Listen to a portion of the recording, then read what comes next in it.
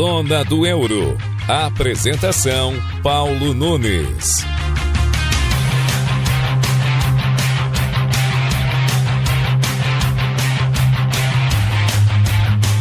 Olá, guaibeiros, saudação especial a todos e a todas. Está começando o Zona do Euro e no episódio de hoje nós vamos repercutir a decisão da Liga dos Campeões da Europa, a final entre Arsenal e Paris Saint-Germain.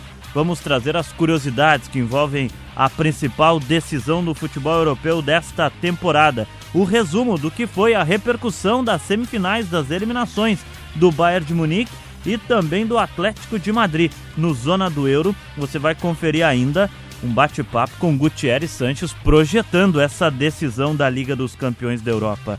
Lucas Podolski, lembra dele? Voltou para o seu clube de origem, o clube do coração, e foi campeão na Polônia. O Juan Viana vai contar pra gente no material especial sobre essa história. Também vamos falar da decisão da Liga Europa do Aston Villa contra o Freiburg. Decisão que coloca o Unai Emery próximo de mais um título de Liga Europa na sua carreira. Vamos seguir abastecendo a nossa galeria de campeões. O Porto conquistou o título em Portugal, a Inter conquistou o Scudetto na Itália e as incríveis histórias do Thun na Suíça, que conquistou um título inédito, e o Levski Sofia, que desbancou o Ludogorets na Bulgária. Também vamos falar no Zona do Euro sobre a final da Liga da Conferência de Crystal Palace contra a equipe do Raio Vallecano de Alexandre Alemão.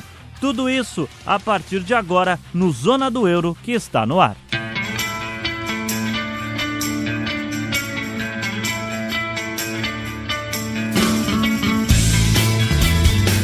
Bom, Zona do Euro, que tem a apresentação de Paulo Nunes, a mesa de áudio do Davidson Rosa, a edição é do Rafael Baldez, a coordenação de esportes do Rafael Pfeiffer, a gerência de jornalismo e esporte do Rafael Sequim e a direção geral de Claudinei Girotti. Quero dizer também a você que pode acompanhar o Zona do Euro no nosso Spotify, Guaíba Esporte. Por lá, todos os episódios do Zona do Euro estão disponíveis, inclusive este, o episódio 185. Você sabe, na Rádio Guaíba vai ao ar aos sábados à 13h. Terminou o programa na Rádio Guaíba, já fica disponível automaticamente no Spotify para você acompanhar. Vamos começar o Zona do Euro repercutindo, claro, a decisão da Liga dos Campeões da Europa.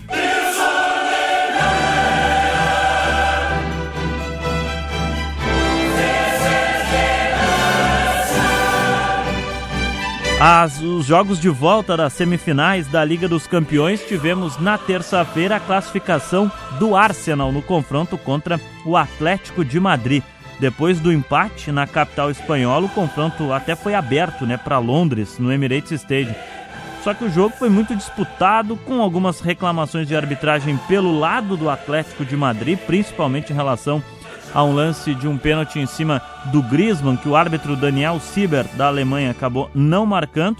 O Arsenal aproveitou um erro defensivo do time espanhol no finalzinho do primeiro tempo e fez o gol da classificação, e que também foi o gol da vitória na partida por 1-0, o gol do inglês Bukayo Saka, formado na base do Arsenal, decidiu o confronto e colocou os Gunners em mais uma decisão de Liga dos Campeões. Vamos acompanhar o gol, a narração é do André Henning, da TNT Sports.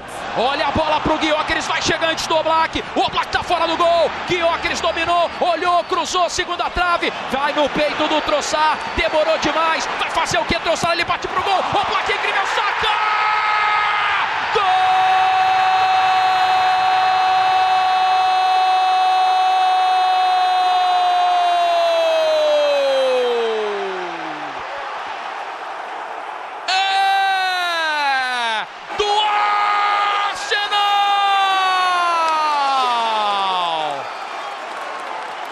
Capitão, é do indecifrável, ele está de volta, senhoras e senhores, Bukayo Saka, camisa número 7. Falei André Henning, a narração não é do André Henning, mas sim do Felipe Freitas, a narração da TNT Sports. Bom, o Saka é o símbolo da base do Arsenal, sendo uma peça fundamental no time titular que está recheado de grandes contratações. O Saka é torcedor dos Gunners e coube a ele fazer esse gol que garantiu o time londrino na decisão. Para ter uma ideia, né, o Saka é formado na academia de base do Arsenal, onde ele chegou aos 8 anos. Isso é muito simbólico, né? O campeonato inglês, que contrata muitos jogadores, muitas estrelas, ter um jovem da base brilhando. Ele fez toda a sua base no time londrino, onde estreou nos profissionais em 20 de novembro de 2018, aos 17 anos, na partida contra o Vorskla Poltava, da Ucrânia, pela Liga Europa naquela oportunidade. Além disso, o Saka é o primeiro jogador do Arsenal a marcar em 2 semifinais de Liga dos Campeões consecutivas. Na temporada passada, onde os Gunners foram eliminados pelo Paris Saint-Germain, o Saka fez gol no confronto e agora fez de novo contra o Atlético de Madrid. Já são 8 temporadas do Saka no time principal, com 81 gols marcados, sendo o último dele o que colocou o time na grande decisão da Liga dos Campeões da Europa. Um resumo sobre Bukayo Saka, o nome do Arsenal nesta semifinal. Falamos do Saka, né? Mas do outro lado, o Griezmann fez o seu último jogo de Liga dos Campeões, pois na próxima temporada o francês vai sair do Atlético de Madrid e vai para o Orlando City dos Estados Unidos. O camisa 7 foi uma das lideranças técnicas do time do Diego Simeone ao longo dos últimos anos. Ele deixa a Liga dos Campeões com 98 jogos, 40 gols marcados e 16 assistências e um vice-campeonato em 2016, onde ele, inclusive, naquela decisão contra o Real Madrid, no tempo normal, ele ainda perdeu um pênalti, né? O francês é o maior artilheiro do Atlético na competição. Em resumo, 20 anos depois, o Arsenal retorna a uma final de Liga dos Campeões da Europa. Somente o Barcelona, que levou 25 anos, o Manchester United, que levou 31 anos, e o Atlético de Madrid, que levou 40 anos, foram os times que levaram mais tempo para chegar à sua segunda final de Liga dos Campeões do que o Arsenal. O time inglês, o Arsenal, chega à decisão com a maior sequência invicta da história da competição. Os Gunners estão a 14 jogos invictos, e nesta edição o time londrino não foi derrotado. Foram 11 vitórias e 13 empates, né, somando esses 14 jogos de invencibilidade na atual edição da Liga dos Campeões. Outros invictos na Liga dos Campeões foram o Bayern de Munique, de 2002, chegou a ficar 13 jogos sem perder, mas acabou sendo eliminado perdendo, né, nas quartas de final para o Real Madrid. Também ficaram 13 jogos invictos o Barcelona, de 2003, o Barcelona na edição 2005-06, o Manchester United na temporada 2007-08, o Manchester City na temporada 22-23 e o Real Madrid na temporada 23-24. Vale lembrar que ao longo dos anos, né, a Liga dos Campeões passou por vários formatos e só entre 1999 e 2003 o campeão poderia fazer mais jogos do que a atual edição que está vigente. Mas apesar da sequência dos Gunners, a maior série invicta da história da Liga dos Campeões é a do Manchester City de Pep Guardiola, com 26 jogos invictos entre 6 de dezembro de 2022 e 23 de outubro de 2024. Isso somando 2 edições de Liga dos Campeões de forma consecutiva. O Manchester United de Alex Ferguson conseguiu 25 jogos invictos entre 2007 e 2009. O Pep Guardiola foi campeão invicto na edição de 2023 com o time do City. E o Ferguson também foi campeão invicto em 2008 com a equipe do United. A curiosidade, né, que a invencibilidade com o título é o que busca agora o Mikel Arteta, o comandante do Arsenal.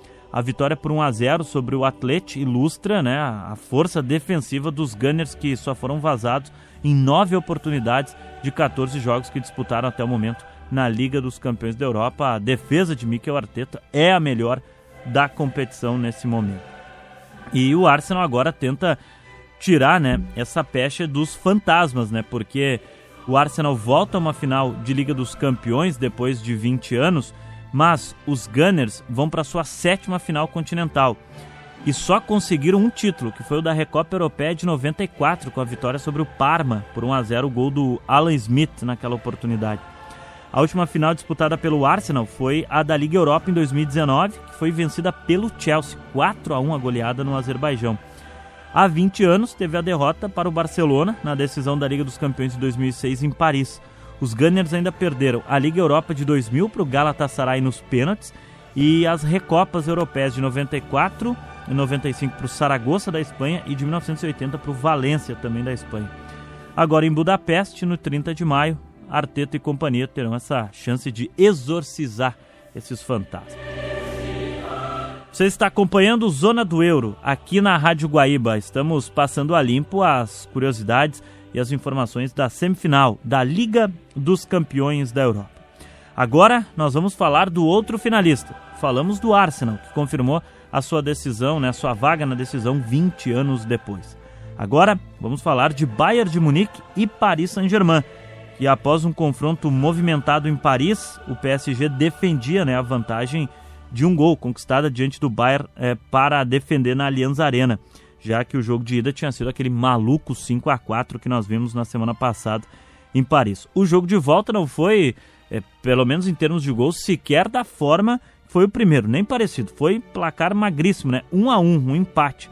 Aos 3 minutos, o Ousmane Dembélé abriu o placar para o PSG, deixou o time mais próximo da decisão, e o Bayern só teve correr atrás o tempo inteiro buscando a virada, que era o que precisava. Só que o gol de empate do time alemão foi sair praticamente no último lance do jogo, o gol do Harry Kane, que empatou a partida. Agora sim, na voz de André Henning, o gol do Ousmane Dembélé, que carimbou a vaga do Paris Saint-Germain para mais uma decisão de Liga dos Campeões. Condição é boa, Vitor Sérgio Rodrigues partiu do campo de defesa, Kvaratskhelia vence para Paris Saint-Germain, invadiu a área, jogou por dentro, Dembélé, gol!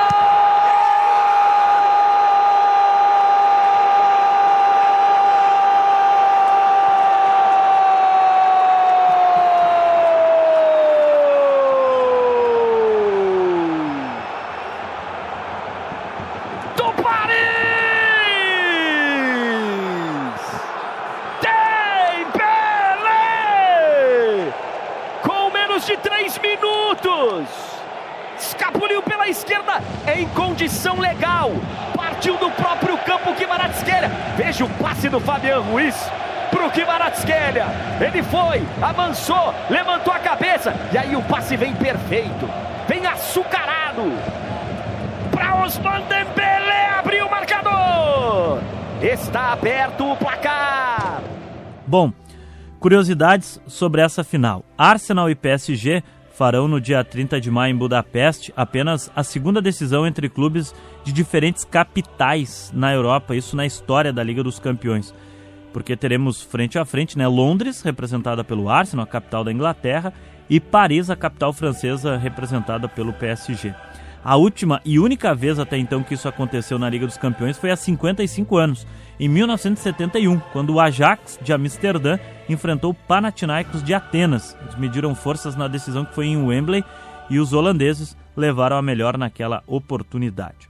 Agora, o Paris Saint-Germain tenta o seu segundo título consecutivo de Liga dos Campeões da Europa e, de quebra, o clube parisiense repetiu o feito do Liverpool há 7 anos, o de disputar 2 finais consecutivas. Naquela oportunidade, os Reds perderam a final de 2018 para o Real Madrid, mas superaram o Tottenham na disputa do ano seguinte. O PSG pode se tornar uma das poucas equipes bicampeãs consecutivas da história da Liga dos Campeões. Isso aconteceu com o Real Madrid em 2 oportunidades, com o Benfica, com a Internazionale, com o Ajax, com o Bayern de Munique, com o Liverpool, com o Nottingham Forest e também o Milan. São times que foram campeões 2 vezes consecutivas. Outra curiosidade sobre os finalistas dessa edição da Liga dos Campeões: sempre que um time inglês disputou a segunda decisão consecutiva, a sua segunda decisão de Liga dos Campeões, saiu campeão, Isso aconteceu com o Liverpool em 78, com o Nottingham Forest em 80, com o Manchester United em 99, com o Chelsea em 2012 e com o City em 2023. Uma outra curiosidade para fechar esse lado curioso da Liga dos Campeões: o Brasil, na final da Liga dos Campeões, com a classificação do Arsenal e do Paris Saint-Germain, confirmou mais uma vez a presença de jogadores brasileiros na grande decisão. A última vez que isso aconteceu, que uma final aconteceu sem um atleta brasileiro envolvido, foi a final de 99, quando o Manchester United venceu o Bayern de Munique no Camp Nou em Barcelona. Desde então, todas as finais tiveram ao menos um jogador brasileiro na decisão. Geralmente esse brasileiro campeão, A última vez que isso não aconteceu, que o time com brasileiros não foi campeão, foi na temporada de 2005, que o Milan, do Dida, do Cafu, do Serginho e do Kaká, acabou sendo superado pelo Liverpool, naquele que ficou conhecido como o Milagre de Istambul. O Liverpool não tinha atletas brasileiros no seu elenco. Mas, nas demais, sempre um brasileiro campeão. Teremos Neste ano, Gabriel Magalhães, Gabriel Martinelli e Gabriel Jesus pelo Arsenal, Marquinhos e Lucas Beraldo pela equipe do Paris Saint-Germain. Lembrando, a grande decisão da Liga dos Campeões ocorre no dia 30 de maio na Puskás Arena, em Budapeste, na Hungria.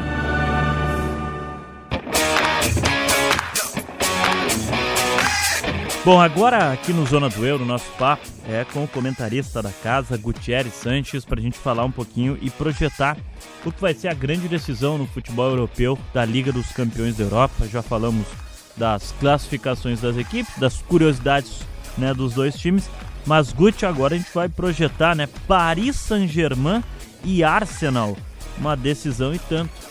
Teremos no final do mês de maio em Budapeste, na Hungria. Tudo bem, Guti? Tudo bem, Paulo. Abraço para você, para todo mundo ligado no Zona do Euro, e teremos uma grande final, com certeza.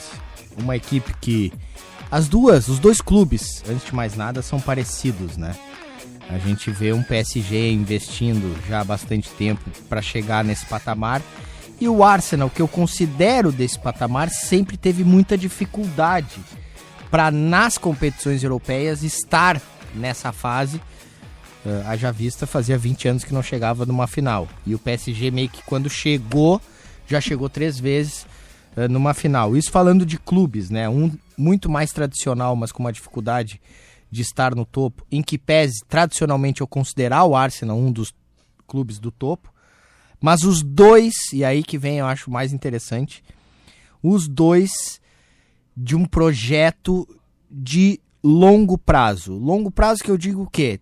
3 anos, 2 anos. Você tem o trabalho com o Arteta, tem o trabalho do Luis Henrique e aliás, a gente pode falar daqui a pouco, né? 2 espanhóis, não é normal, e não com clubes espanhóis, ainda mais.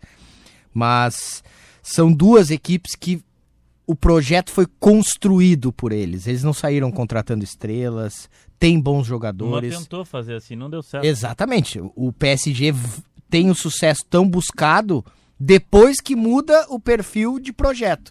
O perfil era contratar as maiores estrelas do mundo e com isso ganhar o campeonato europeu. Não conseguiu. Foi ganhar quando?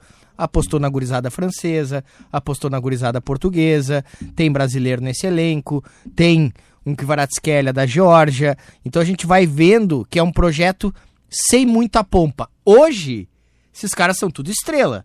O que o Pátio jogou essa semana contra o Bayern de Munique é uma enormidade. Um dos maiores zagueiros do mundo. Equatoriano, do Independiente Del Valle. Mas eles viram o garoto. Assim como viram o Beraldo, se não der certo é outra história, mas tentou. Cara, o João Neves, ele tem 21 anos e vai para a segunda final dele. Isso é projeto. E o mesmo vale pro Arsenal. Alguns garotos que eram muito promissores, que acabaram se perdendo no caminho e o Arsenal resgata. E aí, o próprio Odegaard, o Eze, tem uma galera no time do Arsenal nesse sentido. E também com projeção de jovens. Gabriel Magalhães, o próprio Saka. São 2 times que foram construídos à feição de seus treinadores. E isso que eu acho muito interessante. Não se desqualifica em nenhum momento o trabalho do Real, o trabalho do próprio Bayern de Munique, que também mescla essa coisa de gurizada alemã com jovens e tal, e vai buscar um Kane. Mas é um outro viés de projeto de futebol, que também funciona, senão não teriam a história que eles têm. Mas eu acho legal e é merecido. Se tinha alguém para eliminar o Bayern, eu acho que esse alguém é o PSG. O PSG não começa bem, tomou muitos gols na primeira fase, é uma das equipes que tem uma defesa das piores até desses que chegaram. O Arsenal, por exemplo, tomou 6. O PSG, se não me engano, tomou 22 ou 29 gols. Isso explica um classificar com 2 datas a mais. 2-1 também e tem o outro isso. Classificar com a eliminatória de 6-4. São menos jogos, né? São 14 a 16. Mas isso demonstra que são jeitos diferentes de jogar. Eu projeto uma grande final e não posso deixar de ir mais pelo lado da experiência e do investimento. O PSG já tem esse costume, né, de estar, por mais estranho que possa parecer, é o atual campeão e vai para uma segunda final consecutiva. Nessa projeção, nessa linha, e é um ponto que eu até anotei aqui, e aí a gente foi falando e eu fui pegando e fui anotando o que tu ia nos passando, Guti. Tu espera, o ano passado nós tivemos uma final de um Paris Saint-Germain buscando um título inédito, contra uma Internazionale que tentava ser tetracampeã europeia. E a final foi 5-0 para o Paris Saint-Germain. Esse ano nós temos uma final de um Arsenal buscando um título inédito, com o Paris Saint-Germain buscando o seu bicampeonato consecutivo e história, né? Porque seria o segundo título de Liga dos Campeões da história. Mas a minha pergunta é no sentido de jogo. O ano passado esperávamos um ataque contra a defesa, mas uma defesa resistindo ao ataque, e não aconteceu. Afinal foi 5-0. Esse ano, tu espera um jogo mais pragmático, como o Arsenal se classificou para a final dos confrontos com o Atlético de Madrid, ou um jogo mais ofensivo, como foi o do Paris Saint-Germain com o Bayern, que foi uma eliminatória de 6-4? O que tu espera que vai ser essa final? Que ela vai ser mais do lado do pragmatismo? Não que o Arsenal seja pragmático totalmente, mas ele soube jogar esse jogo. Defende melhor, né? Defende melhor. Ou um jogo mais aberto, como é o característico do Paris Saint-Germain? Paulo, eu admiro muito o jogo do PSG, do Luiz Henrique, porque ele provoca os adversários. Ele incomoda, ele não te deixa tranquilo, ele faz o jogo ficar instável. Então por isso que ele toma muitos gols, mas ele faz muitos gols, ele agride demais, mesmo que ele fique na defensiva, mesmo que ele entregue a posse de bola para o adversário, ele joga muito em contra-ataque e joga de várias maneiras. O Luiz Henrique é aquele cara que não quer que ninguém dê balão, mas se ele tiver que esticar uma bola longa, seja para Barcola, para Dembélé, para quem ele quiser, o Kvaratskhelia, ele vai fazer, o time dele vai fazer. E eu acho que esse é o principal. Hoje ele é um dos caras no auge, assim, um dos melhores treinadores do mundo, sem dúvida nenhuma, já era. É um bicampeão de Champions. Muita gente diminui o fato dele ter ganhado com o trio MSN, o que também é verdade que facilite um pouco mais, mas não é fácil para ninguém ganhar uma Champions. Então eu vejo o Luiz Henrique muito mais maduro e preparado para justamente isso que tu falou, estar pronto para qualquer um do que for o cenário. Se for um jogo truncado, do Arsenal querendo segurar um pouco mais, levar de repente um placar magro para ver o que faz, ou abrir um placar e se segurar, o PSG consegue se virar. E se for um jogo aberto, aí eu acho que o Arsenal não consegue se virar. Por isso que eu acredito que vai ser uma tentativa do PSG de bagunçar o jogo do Arsenal. O Arsenal é do equilíbrio, é de um time que joga muita bola, de que tem uma gurizada muito boa, né?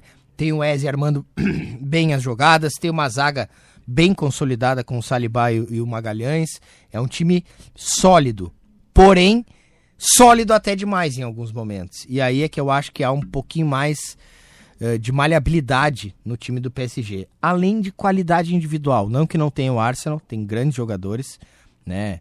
A própria chegada do Gyökeres é um exemplo, mas eu vejo assim o PSG mais maduro, mesmo que tenha uma gurizada, né? João Neves, 21 anos, esse cara não é maduro, mas ele já é campeão de Champions, então ele já é maduro para isso, né? Ele já encarou um Allianz Parque, um Allianz Arena lotado em semifinal de Champions e conseguiu a classificação.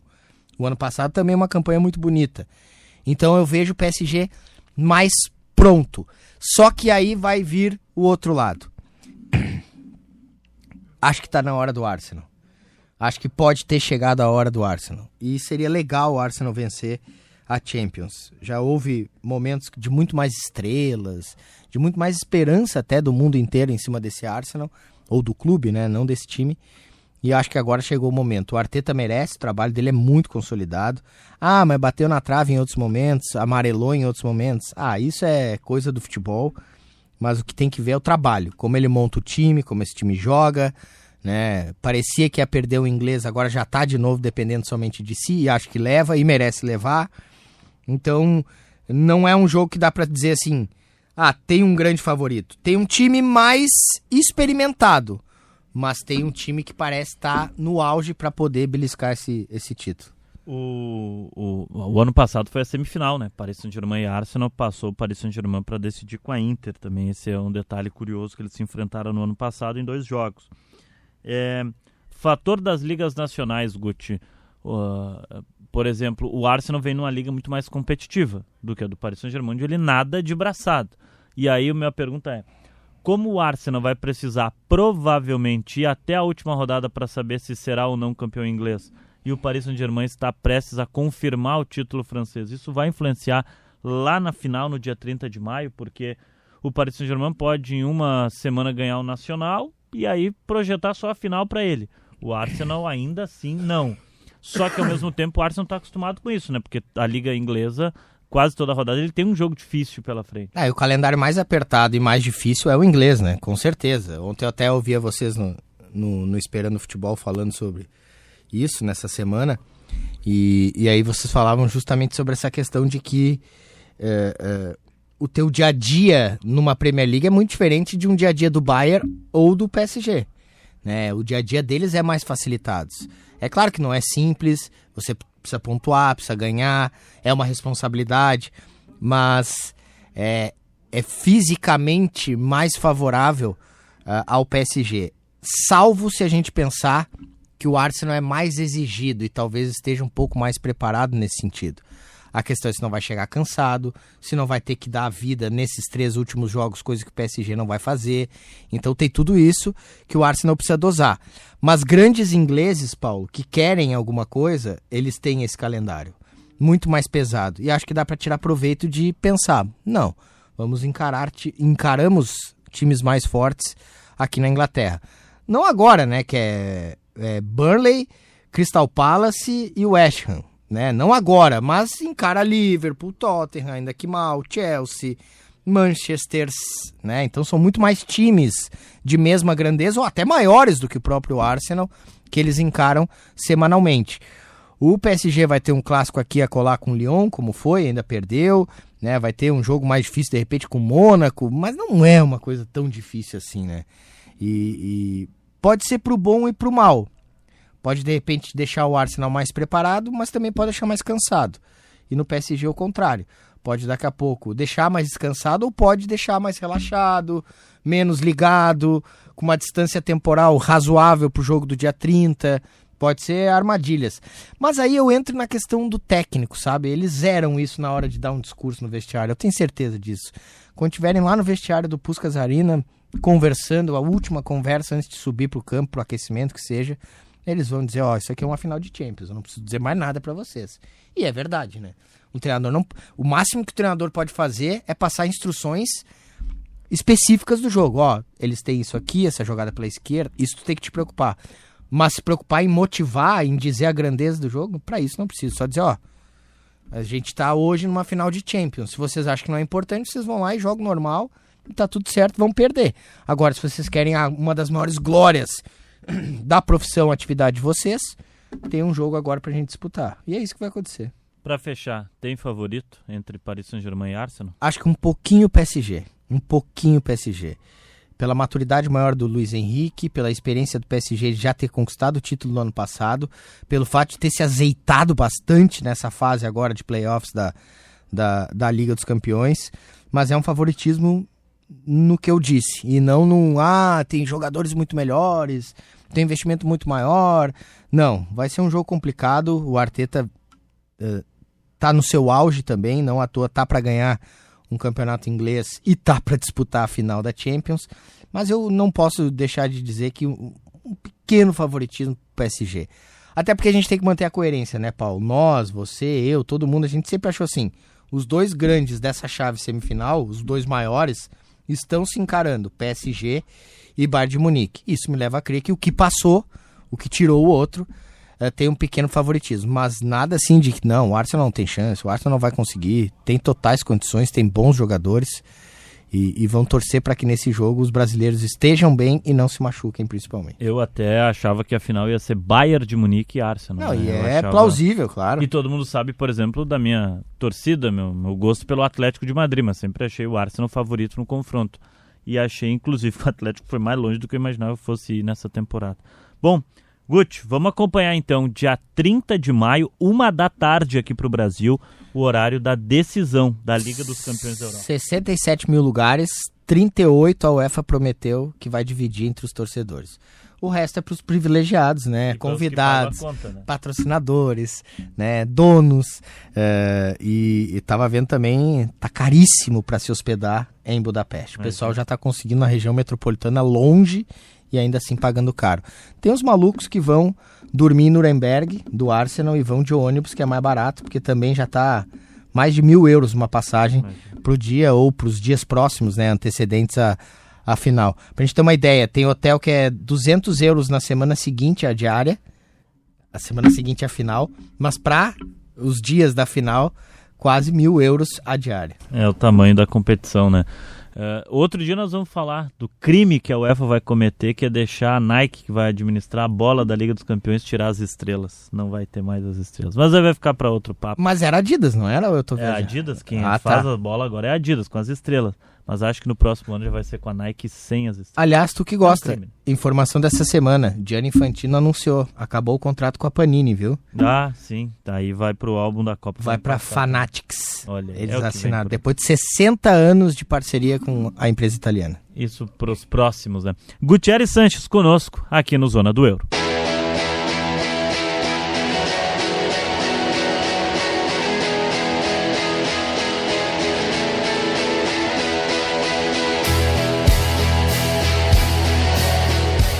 Você está acompanhando o Zona do Euro, episódio 185, aqui na Rádio Guaíba. Também você pode nos acompanhar lá no Spotify Guaíba Esporte. O Zona do Euro, podcast do futebol europeu da Rádio Guaíba e também no Spotify para você acompanhar um resumo da semana e as nossas curiosidades do velho continente.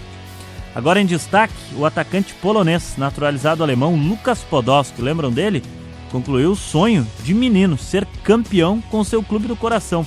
O atacante conquistou a Copa da Polônia com o Górnik Zabrze, ao derrotar o Rakov na grande decisão por 2-0. O clube de Podolski não levantava a Copa do país há 58 anos. Vamos conferir o material especial de Juan Viana sobre essa história marcante lá no velho continente. Finding it hard to get through the banks of blue. Podolski strike! Oh my word! What a fantastic strike by Lukas Podolski!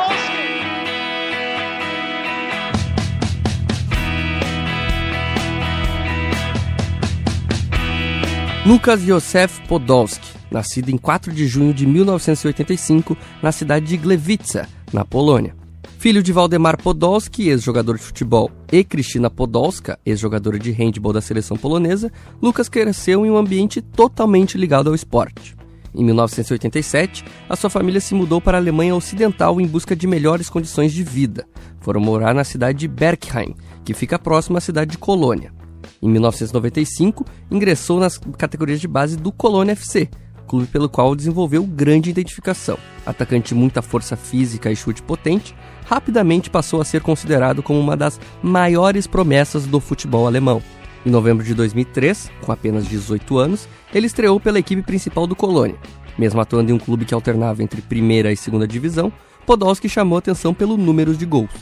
Na temporada 2004/5, marcou 24 gols na segunda divisão alemã e foi fundamental para levar o Colônia de volta à elite do futebol alemão. O desempenho consolidou seu nome nacionalmente e abriu portas para a seleção alemã. Em 2004, ele fez sua estreia pela seleção principal da Alemanha. Apesar de ter nascido na Polônia, Podolski escolheu defender os alemães, tornando-se rapidamente um dos jogadores mais queridos pela torcida, devido à sua entrega e identificação com o país. Na Copa do Mundo de 2006, disputada na Alemanha, foi uma das revelações do torneio. Ao lado de Miroslav Klose, formou uma dupla ofensiva importante na campanha, que terminou com o 3º lugar. Ao final da competição, venceu o prêmio de melhor jogador jovem do Mundial. E após o campeonato, ele foi contratado pelo Bayern de Munique em 2006. Entretanto, ele encontrou dificuldades para se firmar como titular, devido à forte concorrência no elenco bávaro, principalmente com a chegada do italiano Luca Toni. Mesmo assim, ele conquistou 2 títulos da Bundesliga e uma Copa Alemã durante a sua passagem pelo Bayern. Ao longo de 3 temporadas, ele participou de 106 jogos e marcou 26 gols pelo clube. Em 2009, retornou ao Colônia, clube onde era tratado como ídolo, e de volta ao time, retomou o protagonismo e voltou a marcar gols importantes na Bundesliga. Em 2012, acertou a sua transferência para o Arsenal. Sob o comando de Arsène Wenger, Podolski viveu bons momentos na Inglaterra, destacando-se pela potência de finalização e pela versatilidade ofensiva. Com a camisa dos Gunners, conquistou a FA Cup de 2013/14, encerrando um longo jejum de títulos do clube londrino. No total, realizou 82 partidas e marcou 31 gols pelo Arsenal. Em janeiro de 2015, foi emprestado para a Inter de Milão. Apesar da expectativa, teve uma passagem discreta pelo futebol italiano. No total, ele marcou apenas um gol em 18 partidas. No mesmo ano, transferiu-se para o Galatasaray da Turquia. Pelo clube turco, conquistou a Copa da Turquia e viveu uma passagem bastante identificada com a torcida. Em 2017, surpreendeu ao transferir-se para o Vissel Kobe do Japão. Lá atuou ao lado de Andrés Iniesta e ajudou o clube a conquistar a Copa do Imperador de 2019, o primeiro grande título da história da equipe do Japão. Após sua passagem pelo futebol asiático, Podolski realizou um desejo pessoal ao assinar com Górnik Zabrze em 2021. O clube polonês era o time de infância de sua família e do próprio jogador, que sempre declarou carinho especial pela equipe. E o atacante conquistou a taça da Polônia com o Górnik Zabrze nessa última semana. Na decisão disputada no último sábado, o Górnik venceu o Raków Częstochowa por 2-0. Os gols da vitória foram marcados pelo Roberto Massino e pelo Maxim Kahn, garantindo uma conquista que ficará marcada na história do clube. O título ainda tem um peso maior pelo contexto. A última vez que o Górnik Zabrze havia levantado um troféu foi em 1988, o que torna a campanha atual ainda mais especial para a torcida que aguardava há décadas por esse momento. Além da celebração, a conquista também traz impacto esportivo direto. O clube assegurou a vaga para a próxima edição da Liga Europa, abrindo portas para competir novamente em um cenário internacional. Após o apito final, Podolski celebrou o título nas redes sociais e destacou a importância do grupo e da torcida na caminhada até a taça. Pela seleção da Alemanha, Lukas Podolski disputou as Copas do Mundo de 2006, 2010 e 2014, integrando o elenco campeão da Copa do Mundo no Brasil. Embora já não fosse titular absoluto, ele teve papel importante no grupo liderado pelo Joachim Löw, além de participar das Eurocopas de 2004, 2008, 2012 e 2016. Ao longo de sua carreira internacional, ele acumulou 130 partidas e 49 gols pela Alemanha, sendo o terceiro maior artilheiro da seleção alemã. Em março de 2017, ele realizou sua despedida da seleção em um amistoso contra a Inglaterra. E como roteiro perfeito, marcou o gol da vitória alemã com um chute de longa distância, uma das suas marcas registradas na carreira. Now Podolski. Ah! There's the moment of the night. Lukas Podolski, in his final German international, scores another screamer for his country. They call that left foot of his Der Hammer here in Germany, and that's why unstoppable. It was meant to be. International goal number 49 for Lukas Podolski, one of the best. Além do futebol, Podolski também ficou conhecido pela sua personalidade carismática e também pela forte ligação com causas sociais. O atacante investiu em projetos beneficentes, abriu negócios ligados à gastronomia e se tornou uma figura bastante popular, tanto na Alemanha quanto na Polônia. Agora, resta saber se o atacante vai pendurar as chuteiras ou vai seguir mais uma temporada para disputar a Liga Europa junto do seu time do coração. Agora, no Zona do Euro, a gente vai falar da Liga Europa.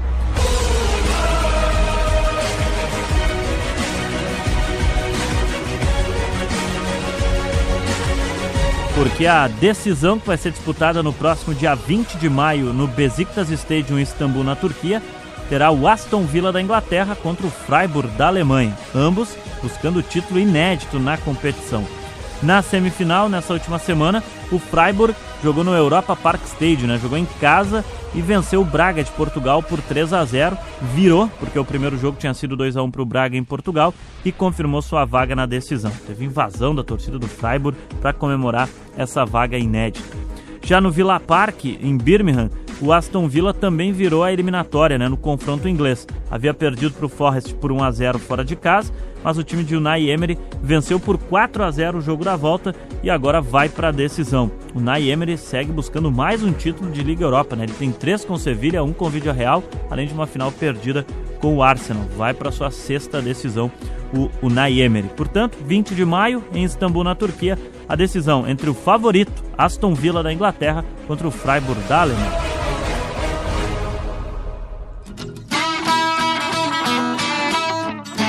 Agora no Zona do Euro, o episódio 185 aqui na Rádio Guaíba, para você que nos acompanha também lá no Spotify, Guaíba Esporte. Para quem estiver no Spotify nos acompanhando, fica aquele pedido, para compartilhar o Zona do Euro nas suas redes sociais, nos grupos de WhatsApp.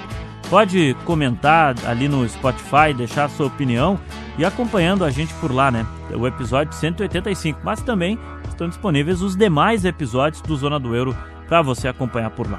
Agora nós vamos falar da nossa Galeria dos Campeões, porque seguimos as atualizações dos campeões nacionais pela Europa.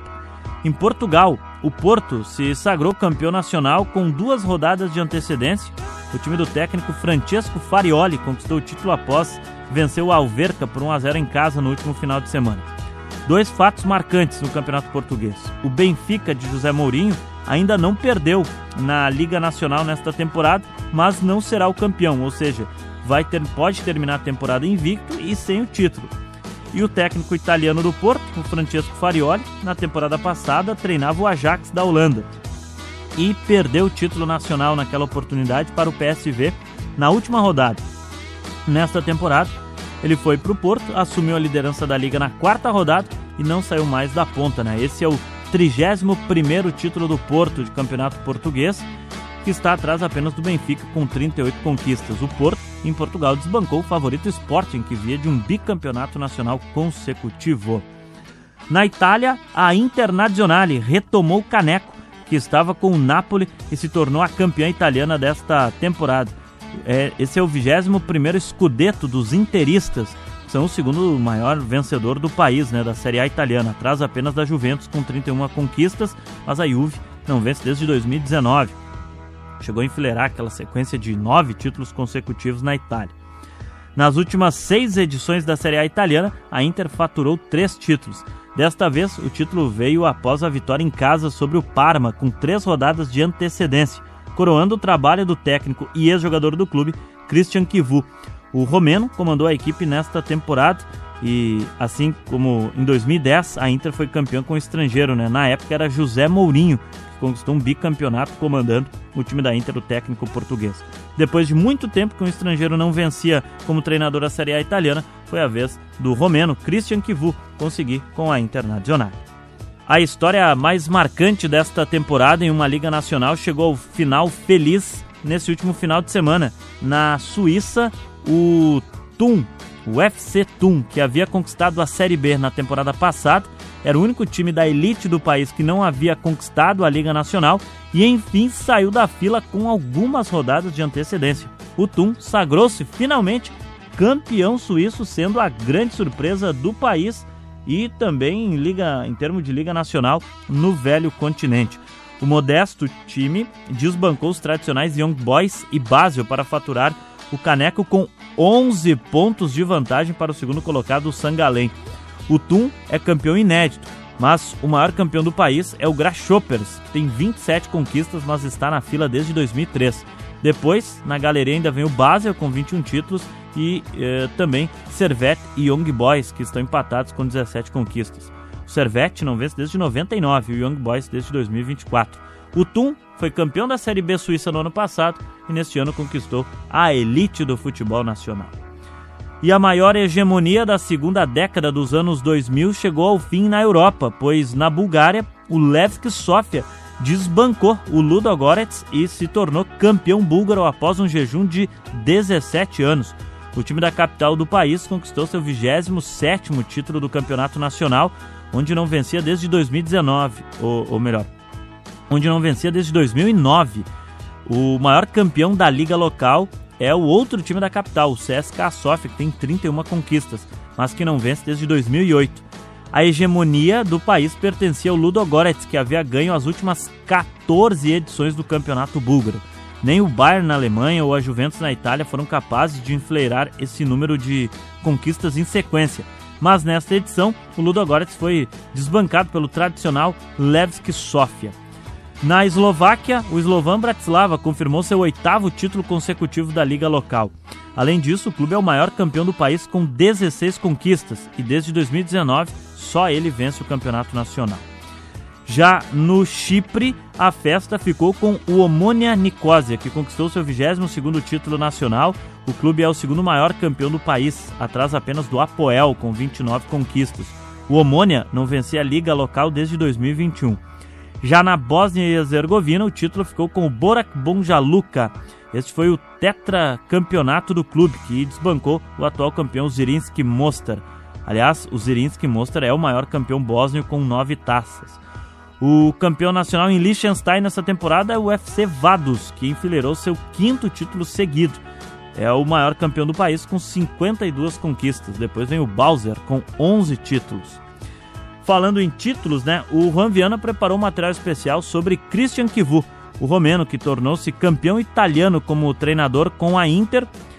Depois de muito tempo, tivemos um técnico estrangeiro conquistando a Série A italiana. Os últimos eram José Mourinho, português, em 2009 e 2010 com a Inter, e o sueco Sven-Göran Eriksson em 2000 com a Lazio. Vamos conferir o material de Juan Viana. Christian Eugen Kivu, nascido em 26 de outubro de 1980 em Recife, uma cidade romena com cerca de 80 mil habitantes. Na sua infância, Kivu nasceu imerso no jogo, inspirado pelo seu pai Mircea, um ex-jogador e seu primeiro treinador nas categorias de base do CSM Recife. Christian começou como atacante, mas também poderia fazer a função de meio atacante quando necessário. Ele possuía talento suficiente para fazer a sua estreia na equipe principal com apenas 17 anos, jogando no mesmo estádio que leva o nome de seu pai, Mircea. Em 1998, ele se mudou para a Universitatea Craiova, antes de chamar a atenção de um olheiro do Ajax e se juntar ao clube holandês em julho de 1999. Kivu já havia se consolidado como zagueiro, que também poderia atuar como lateral, mas foi na Holanda que ele completou a sua transformação.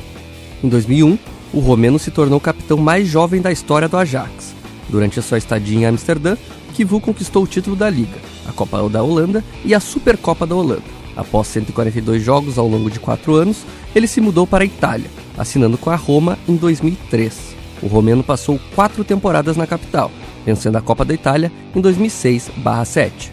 Em 2007, juntou-se à Inter de Milão, e por lá teve a sua passagem mais marcante. No dia 6 de janeiro de 2010, contra o Chievo, Kivu foi retirado da maca no início do segundo tempo, após colidir de cabeça com o atacante do Chievo, Sérgio Pellissier. Ele passou por 2 horas de cirurgia para a correção de uma fratura no crânio e, posteriormente, liberado de qualquer perigo. Em março de 2010, apenas 70 dias após o ocorrido, Kivu retornou ao campo usando um capacete de proteção. A partir de então, ele jogou o resto de sua carreira usando seu capacete, removendo apenas para comemorar títulos e vitórias. No total, ele ganhou o Scudetto 3 vezes, 2 títulos da Copa Itália, 2 troféus da Supercopa Italiana, a Liga dos Campeões e o Mundial FIFA na temporada de 2009/10. Participando de 169 jogos e marcando 3 gols ao longo da sua carreira pela Inter de Milão. Pela seleção nacional, Kivu foi capitão da Romênia, somando 75 jogos e marcando 3 gols, participando da Eurocopa em 2000 e 2008. Em 2014, o romeno pendurou a chuteira após uma rescisão de contrato mútua entre ele e a Inter de Milão. Em 2018, o Christian Kivu começou a sua carreira de treinador no setor juvenil da Inter. Ele iniciou pelo Sub-14 e continuou com o Sub-17 e Sub-18. No verão de 2021, ele assumiu o comando do time Inter Primavera. Em sua primeira temporada, ele levou a equipe a um título de Scudetto, o 10º na história da Inter Primavera. No final da temporada de 2023/24, ele deixou os Nerazzurris.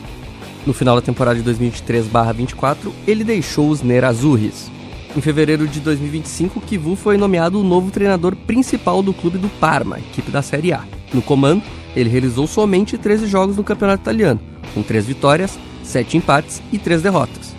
Os resultados fizeram com que o clube conseguisse escapar do rebaixamento. Na última partida da temporada, venceram o Atalanta por 3-2, ficando com a 16ª posição na tabela.